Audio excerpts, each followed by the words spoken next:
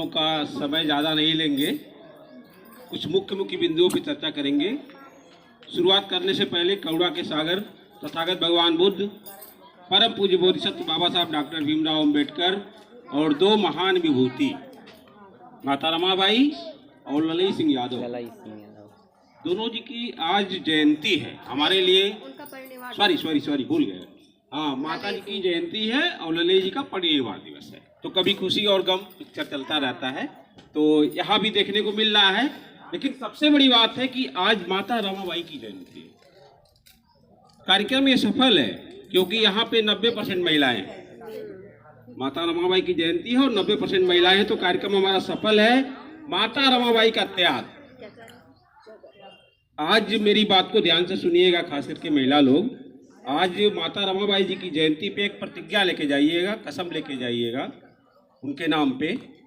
माता रमाबाई का जन्म महाराष्ट्र में हुआ था 1898 में, मात्र 9 वर्ष की आयु में। 9 वर्ष की बच्ची कौन है यहाँ पे? कोई है 9 वर्ष की बच्ची? कौन है भाई? 9 वर्ष किसका उम्र है जिसको याद है? तुम्हारा है 9 वर्ष?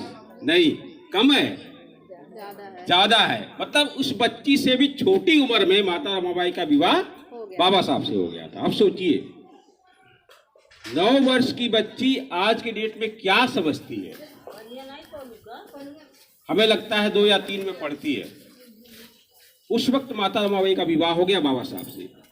बाल्य विवाह हुआ था, जो आज की डेट में बाबा साहब ने प्रतिबंधित कर दिया।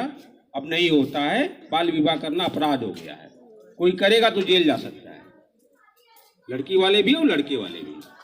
तो इस कुप्रथा को बाबा साहब ने परिवर्तन किया। अब माता रमाबाई का संघर्ष वहीं से शुरू हुआ।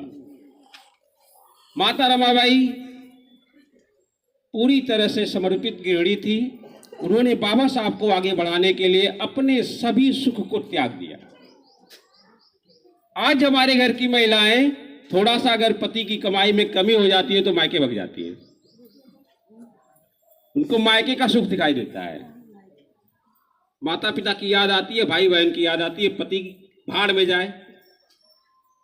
लेकिन जो उससे हट के सोचती है वही महान है। सुख में अगर पति है तो दुख में भी तो पति होना चाहिए।